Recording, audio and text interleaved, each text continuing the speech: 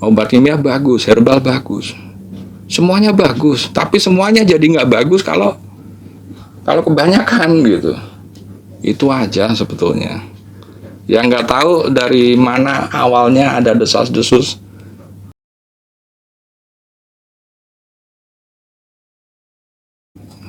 Selamat malam, assalamualaikum warahmatullahi wabarakatuh. Jumpa dengan saya lagi, Dedi. Sebelumnya saya mengucapkan minal aizin wal faizin ya. Mohon maaf lahir dan batin karena ini di hari Lebaran kan, di hari Lebaran. Ya. Jadi ya mohon maaf lah segala kesalahan saya gitu. Baik yang disengaja maupun yang tidak disengaja ya gitu. Nah, pada hari Lebaran ini saya diminta untuk bikin video. Video itu soal jamu karena banyak iya jamu. Soalnya jamu ini sering menjadi satu perdebatan gitu. Jamu tuh jadi perdebatan. Apakah jamu itu bagus atau enggak gitu kan? Gitu. Jadi gini, jamu ini bagian dari herbal ya, bagian dari herbal.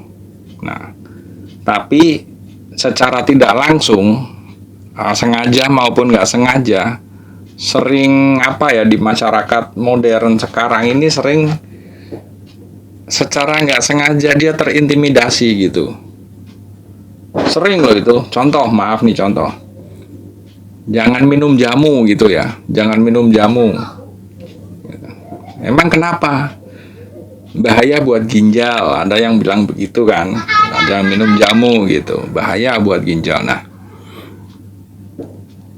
salah satunya seperti itulah. Nah, di sini akan saya jelaskan, ya kan? Akan jelaskan. Nanti Anda ambil kesimpulan sendiri ya. Anda ambil kesimpulan sendiri. Jadi gini, jamu bahaya buat ginjal kata orang lah gitu. Ya rumornya begitu. Nah, jamu ini bagian dari herbal ya. Jadi apa? Dari biotik ya, dari tumbuh-tumbuhan. Kayak sayuran aja juga tumbuhan gitu. Nah, bahannya dulu nih, Anda ambil kesimpulan bahaya berarti apa? Bahannya berarti Anda ambil kesimpulan bahannya aman berarti gitu. Nah, terus misal ada ini ya, yang ada orang lagi bilang apa? Menyangkal, kalau jamu bahaya buat ginjal, kalau obat medis gimana gitu kan? Oh, kalau obat medis aman gitu. Aman. Kenapa aman? Nah, dengan alasan kan bentuknya tablet, bentuknya kapsul gitu atau pil lah gitu bentuknya, bukan bubuk gitu. Nah, bentuk kapsul atau bentuk tablet atau bentuk bubuk itu kan di tangan Anda saja. Iya kan? Di tangan Anda saja. Kalau Anda cuman Anda pegang-pegang gitu, obat medisnya ya tetap tablet gitu. Tapi begitu Anda minum, masuk ke dalam perut, ke dalam lambung kan sama, jadi bubur-bubur juga, malah bubur kimia. Gini maksud saya. Ini no feel no hurt ya, bukan saya membandingkan ya, bukan saya secara langsung membandingkan obat medis dengan jamu atau herbal, bukan. Dua-duanya bagus gitu. Dua-duanya ada sisi baiknya, ada sisi buruknya, dua-duanya. Ada kelebihan, ada kekurangannya lah gitu. Jadi gini, tablet aman karena bentuknya tablet bukan bubuk.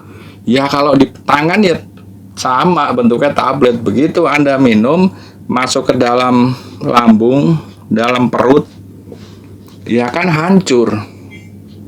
Jadi bubuk-bubuk juga. Bubuk kena cairan dalam perut ya jadi bubur. Iya kan? Iya sama. Jamu pun begitu, yang bentuk bubuk ya masuk ke dalam lambung ya udah bubuk kan gitu. Tapi itu bubuknya tuh bukan bubuk kimia kalau jamu gitu. Jamu kan dari tumbuhan, tanaman lah gitu. Tanaman lah gampangannya gitu. Jadi lebih aman.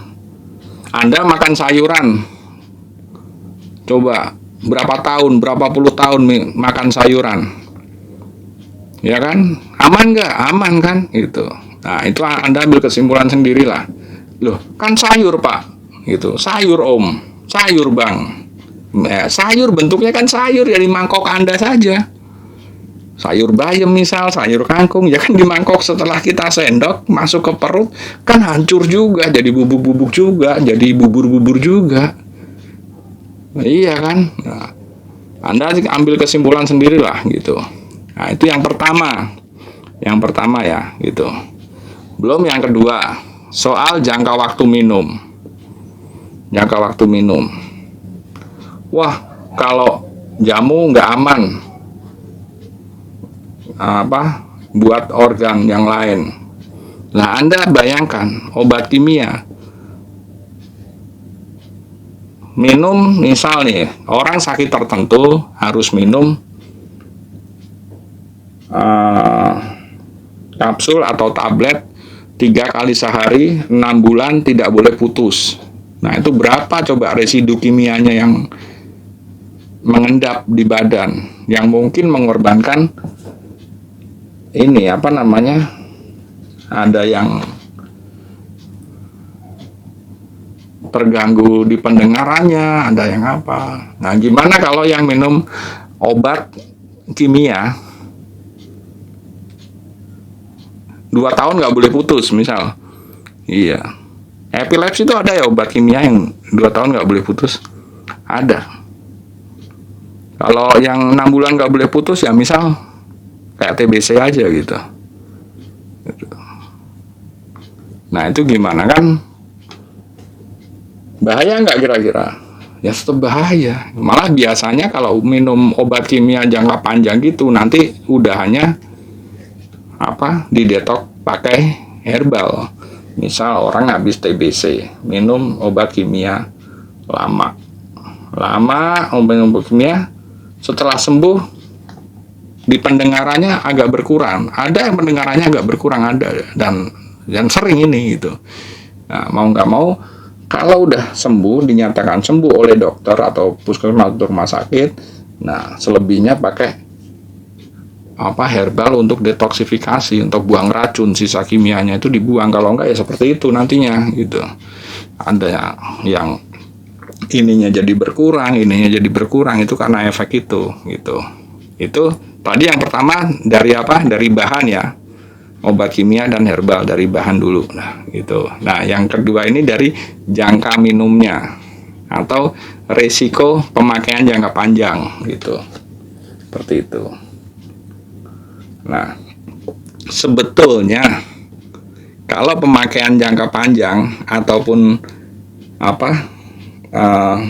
volume dari yang diminum ya, termasuk intensitas pemakaiannya, segala sesuatu yang kebanyakan tuh yang nggak bagus gitu. Jamu kebanyakan yang nggak bagus, herbal kebanyakan nggak bagus. Kalau terlalu banyak, kebanyakan yang nggak bagus. Tapi kalau sesuai porsinya ya bagus. Obat kimia juga begitu, kalau kebanyakan ya nggak bagus. Ya apa aja ya, kalau kebanyakan ya nggak bagus. Duit aja orang kebanyakan nggak bagus. Coba orang tadinya nggak pernah megang duit, tahu-tahu megang duit banyak, pasti jadi berubah sifatnya gitu. Nasi aja kebanyakan nggak bagus kalau kebanyakan, tapi kalau porsinya pas ya bagus. Nah, itu dia maksud saya seperti itu gitu. Maksud saya seperti itu. Kalau porsinya pas ya aman-aman aja. Kalau mengendap di ginjal atau bahaya buat ini, nah emang kenapa jamu bubuk gitu kan? Nah, itu udah ya, tablet atau kapsul kan juga hancur-hancur juga, begitu diminum ya jadi bubuk-bubuk juga di dalam perut gitu, malah bubuk kimia kan gitu. Nah, sering terintimidasi seperti itulah herbal atau mungkin diantaranya jamu ya itu. Jadi Anda ambil kesimpulan sendiri lah gitu. Nah, lalu soal ini sekali lagi ya, saya bukan mendiskreditkan satu dengan yang lain, enggak. Ini untuk kita sama-sama membuka wawasan aja. Sekarang untuk dari apa ya, masih dari faktor bahan sebetulnya gitu kan.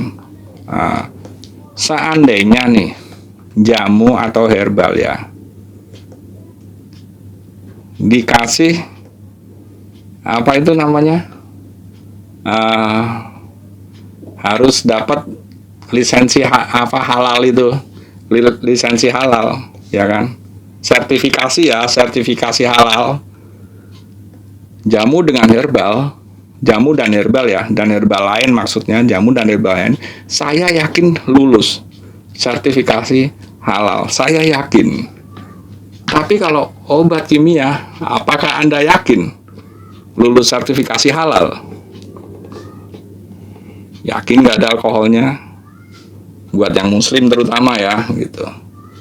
Nah yuk, yakin nggak mengandung ini itu yang lainnya, bahan-bahan yang dilarang? Nah kan, kita nggak tahu gitu. Kalau bicara ini rada-rada sedikit miring ke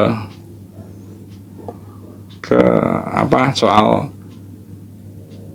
kehalalan lah atau sertifikasi halal, karena segala sesuatu yang dimakan dan diminum harus ada sertifikasi halal sebetulnya ya kan. Nah, kita kan nggak tahu coba obat yang kita minum sekarang apa selama ini, nah gitu. Nah, oleh karena itu saya hanya sedikit membuka wawasan kita lah soal jamu. Jadi jangan jamu itu selalu didapat perlakuan yang diskriminatif atau terintimidasi lah seolah-olah gitu. Padahal jamu ya cikal bakal dari obat-obat modern juga salah satunya kan gitu. Jadi kalau masalah kehalalan atau sertifikasi halal, herbal pasti di antara herbal itu ada jamu ya. Herbal saya yakin 99% herbal itu lulus sertifikasi, lulus uji kehalalan gitu. Tapi kalau obat kimia saya nggak yakin gitu. Seperti itu. Jadi ya untuk kali ini saya hanya menjawab pertanyaan yang banyak yang masuk, karena Om ada desas-desus ini ya apa bahaya buat ginjal atau gimana. Ya kalau terlalu banyak ya bahaya. Obat kimia aja terlalu banyak bahaya ya kan. Seperti tadi yang saya bilang, segala sesuatu kalau terlalu banyak, namanya terlalu, itu pasti bahaya gitu. Tapi setidak-tidaknya bahayanya ini masih mending kan, ini bukan kimia. Kalau jamu.